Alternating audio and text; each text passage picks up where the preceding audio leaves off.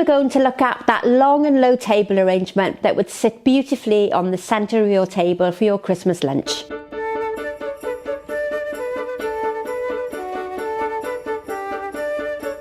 Good afternoon and welcome back to another tutorial. My name is Sharon, and if you haven't been here before, then welcome to my YouTube channel. Now, this latest series of videos leading up to Christmas is talking you through all the basic designs. So we've looked at a line arrangement right at the very beginning, we've looked at a few different arrangements in between, and today I'm going to look at that classic long and low table arrangement that would sit in the centre of your table. Christmas dinner, Boxing Day, or even New Year. If you don't want to do this for the festive period, then you can make the same design for a wedding table centre or for a dinner party arrangement at any time of the year. Today I'm going to use the sustainable foam by Smithers Oasis. So this is called Fibre Flora.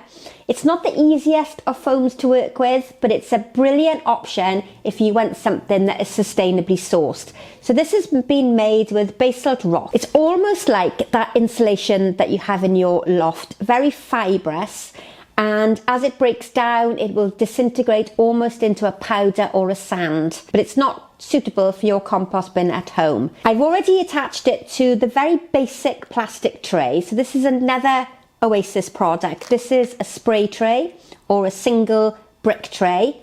And because I don't want this arrangement to be too wide, if you're thinking about your table at home, it's not particularly wide. You're going to have cutlery, crockery, glasses of wine, maybe some champagne on the table, possibly some crackers if it's for Christmas.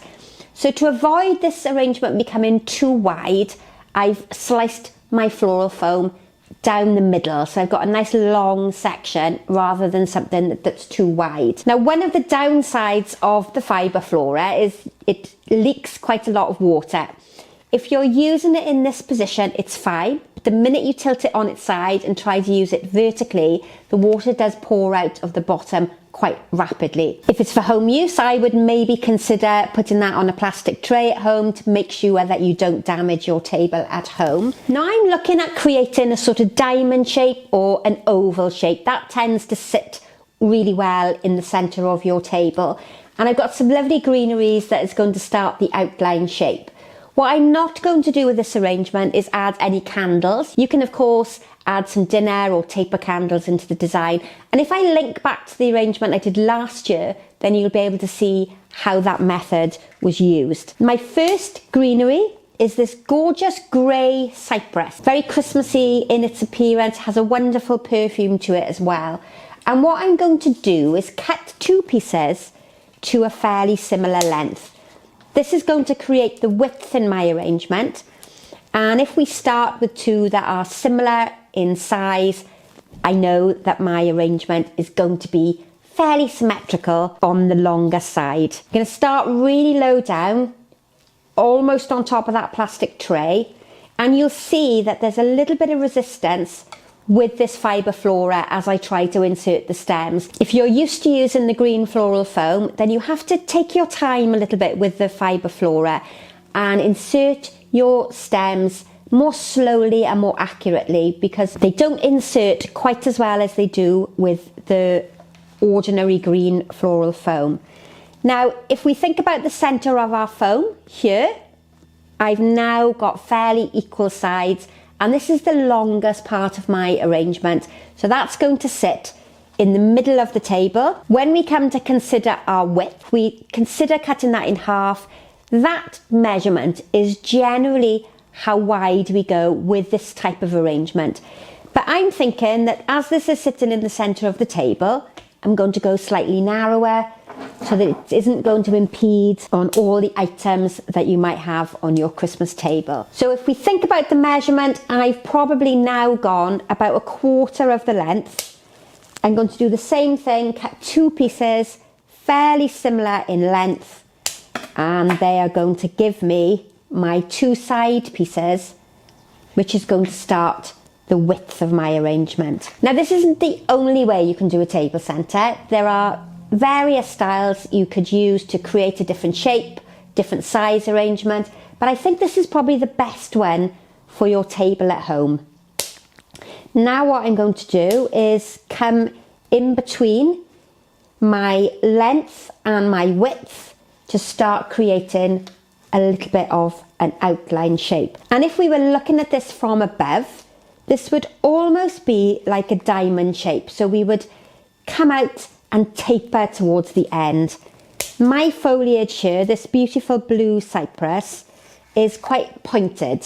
So it's quite angular. So my design is more than likely going to be a sort of diamond shape by the time I've finished. If you were using foliages like camellia, some pittosporum that has a much more rounded flower, then this design might appear to be more oval in it. Don't worry, whatever way it turns out, it's going to be really attractive on the centre of your table. I've got a selection of greenery to use today, but if you only have one type, that's okay. But I'm making sure that I'm bringing the colour from the bottom of my arrangement through and up to the top. So the colour is in all parts of the arrangement. Now, if I tilt this forward, we are going to have quite a lot of water loss. So I'll just hold the towel there for you to see. Long, low, and much narrower than maybe we would make this arrangement for a wedding table centre, where quite often the tables are wider to accommodate more guests.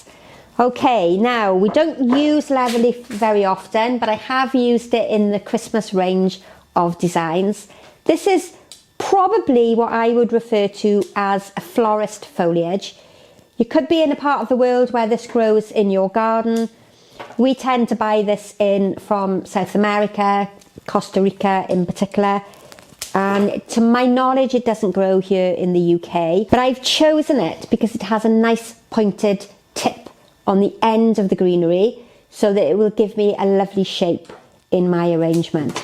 But anything you have in the garden, rosemary is always fantastic in Christmas designs. You could have conifers, pines, you might have some Christmas tree offcuts. Whatever you can get hold of is going to make a great design. Of course, you could use holly if you've got a lovely holly tree in your garden. The only disadvantages of the holly is it's very spiky on your hands when you're trying to work with it. So it's not the most pleasant of materials to work with, but it does give you that lovely festive Christmassy feel. If I was going to use holly, I would probably add it at the end so that my hands were protected for the majority of the time I was making the arrangement.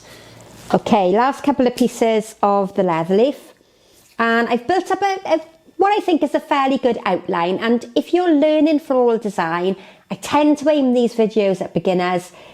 Get a good outline shape in before you start, and then your flowers will almost follow into the outline shape that you created. So we'll just hold that up. Now at the moment, I think the longer pieces of the cypress are probably going to look almost like two arms sticking out to the edge, and the center point is going to look quite dominant. But in a moment, I'll add some longer pieces out to the edge so that I'm helping to extend the color of the center all the way to the end. Be careful when you're learning that you don't end up with the center part of your design. Be careful that it doesn't become more important and more dominant than the end sections. Carry that colour all the way through to the end. And to get that colour to the end, I've chosen this time a green conifer. It's a little bit thinner and softer in its appearance than the leatherleaf. The leatherleaf is much more robust and not quite as thin. So this lovely conifer will help bring the darker green colour towards the outside edge. And you can see getting a little bit of resistance from that foam, but the colour works really well. But if I'm patient and I take my time, I can easily get the materials into that floral foam. Nice long and low sort of arrangement taking place.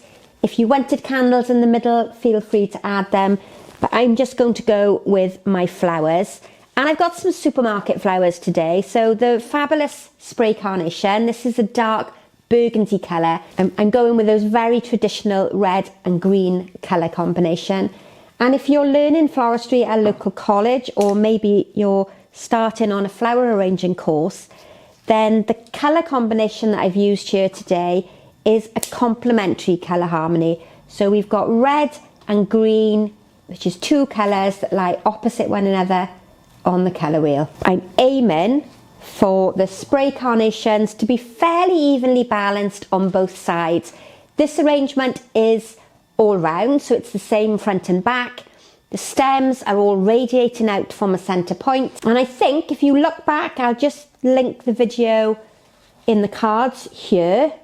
I have created a table centre. It's one of last year's videos, but it's a table centre that's done in a little bit more of a contemporary style. So you get to see a whole range of designs that you can do for your Christmas table. Now my larger spray carnations, I'm going to keep those for the centre because that helps to make your eye travel towards the centre part of the arrangement.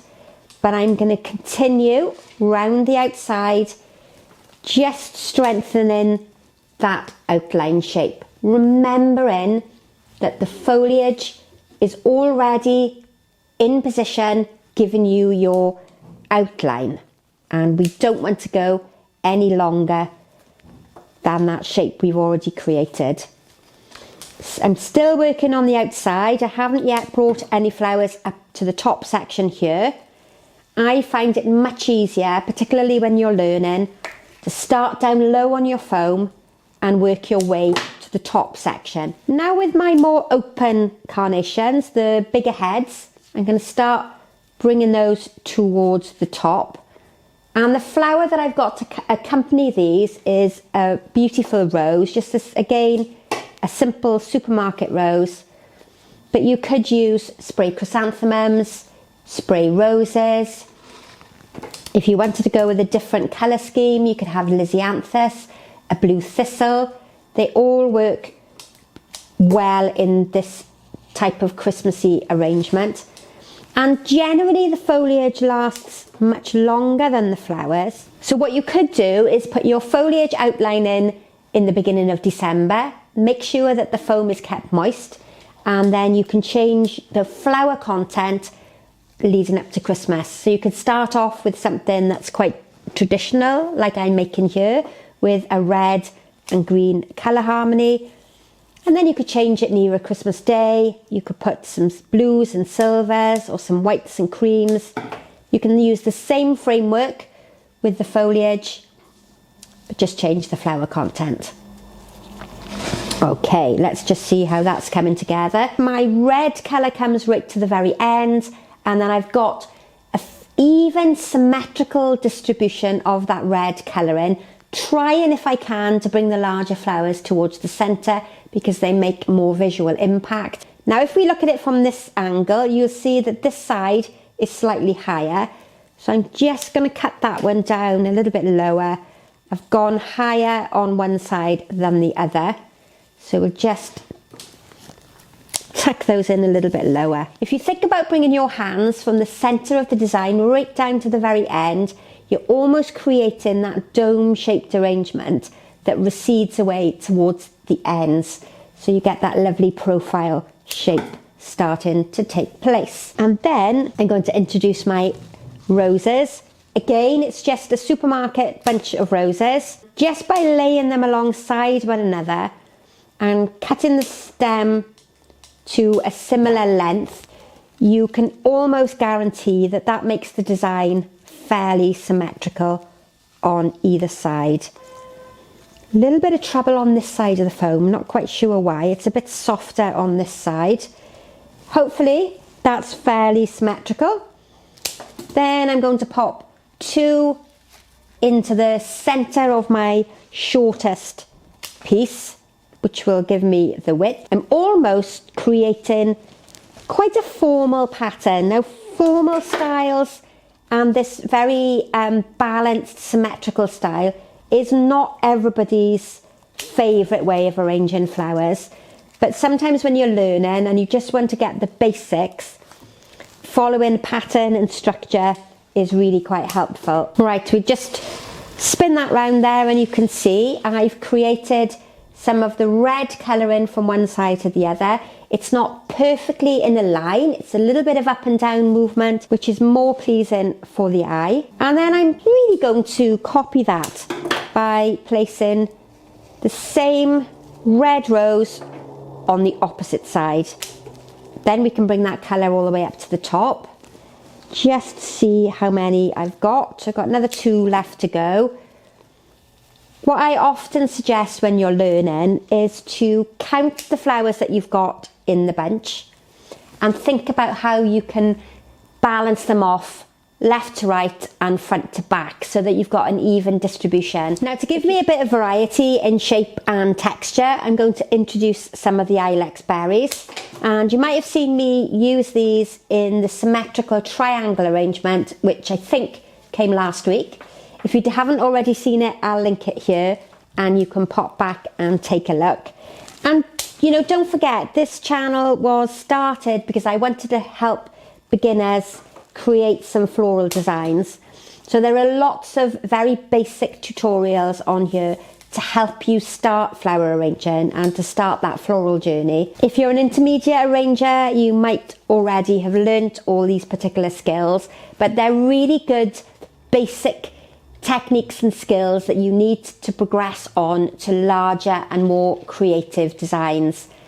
So what I've done is I've brought through the middle of the arrangement that beautiful little berry, and then with my last piece, rather than placing it in as one whole piece, which I think might be a bit heavy in the arrangement, I'm going to cut it down and use them as individual stems.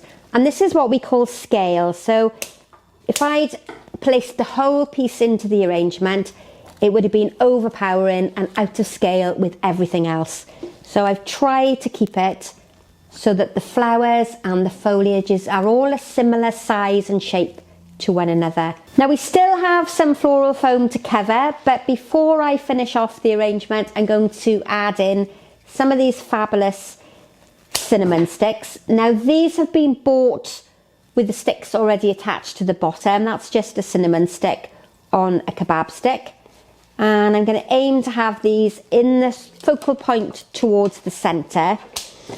It's a beautiful brown sort of shade, fragrant, so it would work really well on the centre of the table because it would give you that gorgeous perfume. Then I'm going to pop 2 in on the outer edge so that we're bringing that colour all the way through to the end. One of the materials that I've loved working with over this festive period is these gorgeous little feathers. They're a sort of burgundy, almost claret, with a golden tip on it. So the gold picks up really nicely on the browns in the arrangement. And if we're thinking about colour again, I mentioned that this was in a complementary colour harmony with red and green. And brown comes from the colour red. So it's red with black added to it. So I'm still working within the red colour theme and the red colour harmony. I think these are absolutely gorgeous. Something a bit different for the Christmas period. And we've been doing wreath making here. And the ladies joining me have absolutely loved adding them in amongst the greenery. It's worked really well. Okay, so let's see how that's coming together. Get my towel ready to catch the drips. Lovely textures, beautiful colours, an ideal size for the centre of your table at home. My final material is going to be some bracken, and this is dried bracken. So if you're in the UK, you'll know this, that grows wild or grows on the moorlands. But what I love about this is the colour. It's a sort of goldeny brown. Still works with my red and green colour harmony, but it introduces a little bit of a rustic sort of feel to the arrangement.